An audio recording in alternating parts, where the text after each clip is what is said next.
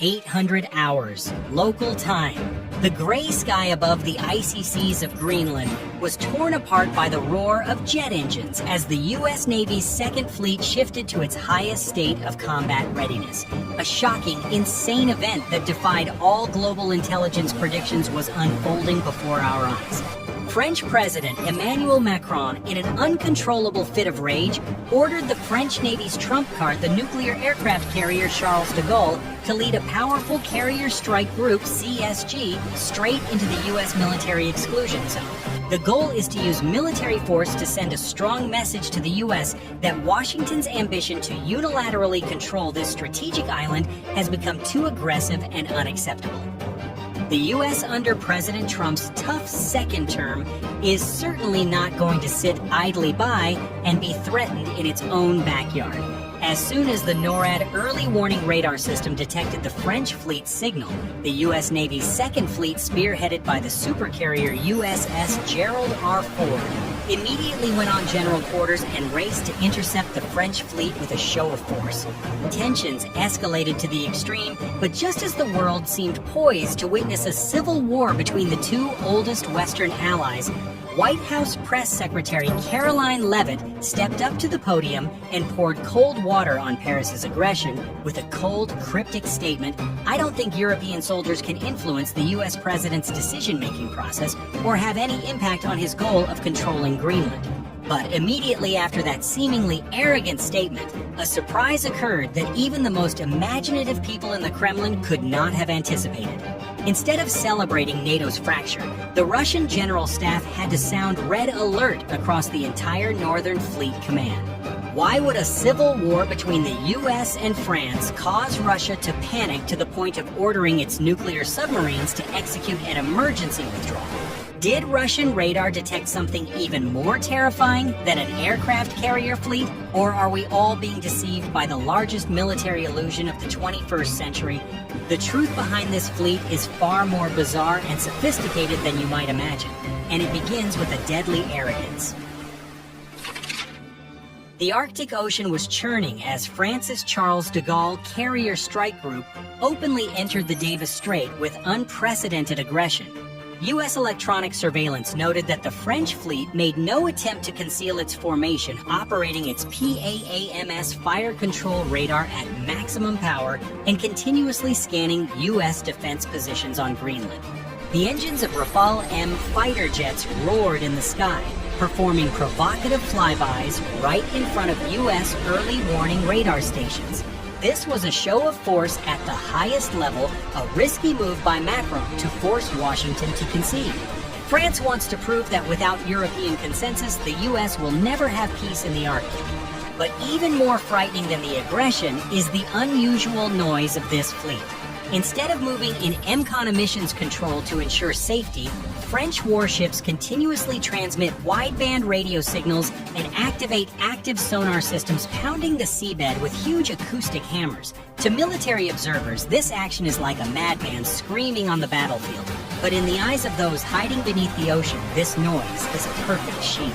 Russia, lurking on the fringes of the conflict, sees this chaos as a once-in-a-thousand-years opportunity to carry out the most audacious invasion in history.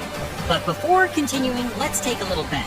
In this battle and these freezing conditions, which side will prevail, France or the U.S.? Comment with your opinion. In response to France, Washington's reaction was cold and ruthless. Ms. Caroline Leavitt's statement that European soldiers cannot influence was not just a diplomatic blow, it was a direct combat order to U.S. NORTHCOM. Immediately, the U.S. Navy's Second Fleet deployed an encircling formation centered on the supercarrier USS Gerald R. Ford, a $13 billion behemoth equipped with the world's most advanced electromagnetic launch system, EMALS.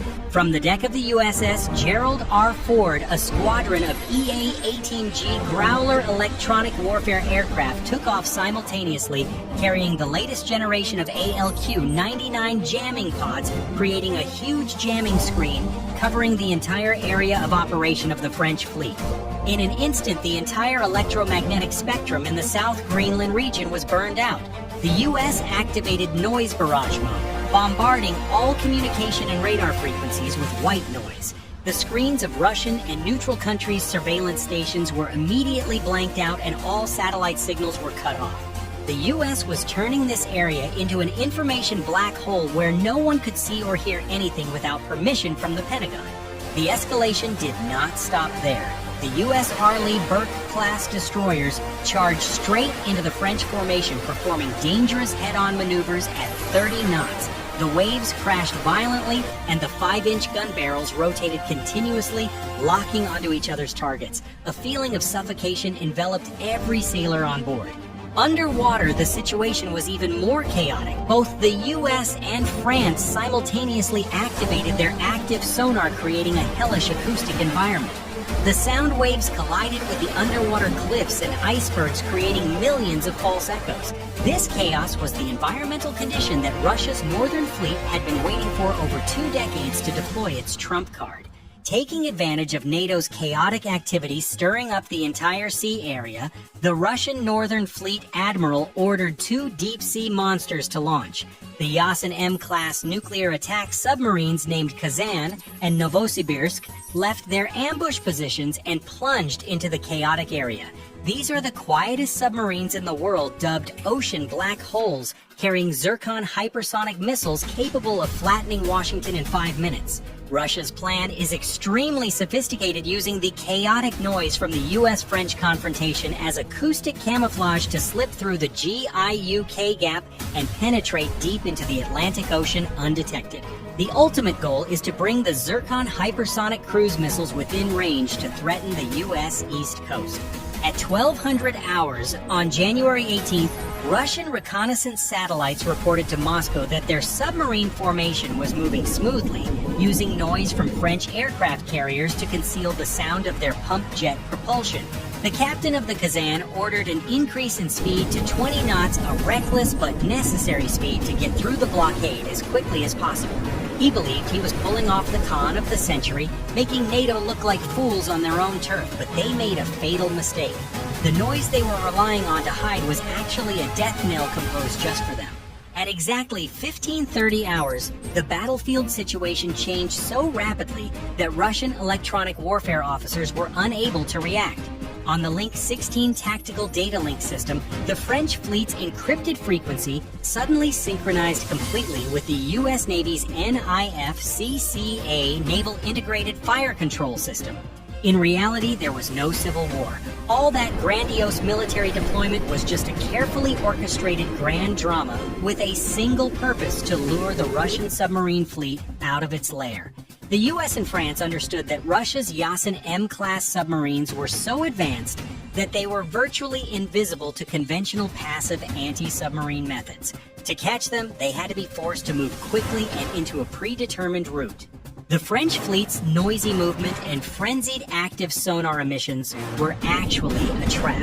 The terrible noise on the surface forced the Russian submarines to dive deeper and search for rare, quiet corridors to hide in. But Russia did not expect that these quiet corridors were actually death traps that the U.S. had set up. And this is when the truth about the small force was revealed. The press reported that France had sent only 15 combat specialists, but in reality, these 15 soldiers were the most dangerous weapons of the campaign. They were not ordinary infantry, but a special forces team for underwater acoustic warfare secretly dropped by American helicopters onto ice floes along the Russian ship's planned route. These 15 soldiers drilled holes through the thick ice and dropped down high-sensitivity passive hydrophones. When the Russian submarines accelerated to seize the opportunity to pass through the GIUK gap, the sound of their pump jet propulsion, though very small, echoed like thunder in the ears of the French experts. The exact coordinates of the 2 Yasen-M submarines were immediately relayed to the Naval Operations Center of the Second Fleet. The prey had walked right into the trap. The moment of punishment came at 1600 hours. The U.S.-French coalition decided to end the drama, breaking the backbone of the Northern Fleet on the spot without firing a single shot. 3 U.S. Arleigh Burke-class destroyers and a French Horizon-class frigate simultaneously turned their bows, aimed their active sonar transducers directly at the hull of the Russian submarine at extremely close range, and activated active ping mode at maximum power.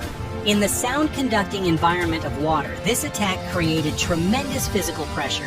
The sound waves hit the Russian submarine's steel hull with an intensity of up to 240 decibels, creating violent resonance and shaking like an earthquake.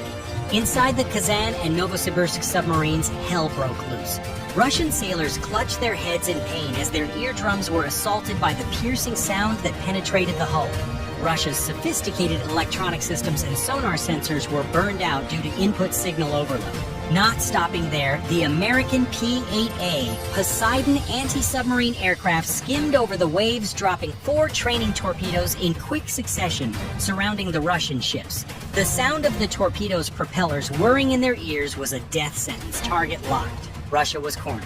If they continued diving, their hearing would be crushed by the sound waves and their control systems destroyed. If they launched missiles, they would be destroyed in an instant. Unable to withstand the brutal physical and psychological pressure, the 2 Russian sea monsters were forced to perform the humiliating emergency blow surfacing procedure. They rose to the surface, exposing themselves to the lenses of Western reconnaissance aircraft, admitting their complete failure. But the price Russia paid was much higher than just losing face. All data on the acoustic signature, the vital secret of the Yasen-M class submarine, was completely recorded by the sensor network of 15 French soldiers. From this moment on, Russia's most fearsome deterrent weapon was neutralized. They were no longer black holes in the ocean, but merely moving targets on NATO radar screens. And the final twist left the Kremlin speechless when the truth about the French fleet was revealed. After the operation concluded, satellite data revealed there was no Charles de Gaulle aircraft carrier there at all. The fleet Russia saw on radar was actually an electronic illusion created by decoys attached to Danish support ships and simulated cyber attacks. France's only real fighting force was 15 soldiers on the ice. Russia mobilized its most valuable strategic assets only to face a phantom and be defeated by 15 people. The U.S. won decisively, turning Greenland into an impregnable fortress and disarming Russia without firing a single real bullet. White House Press Secretary Caroline Leavitt's statement initially turned out to be a deeply meaningful joke from the victors.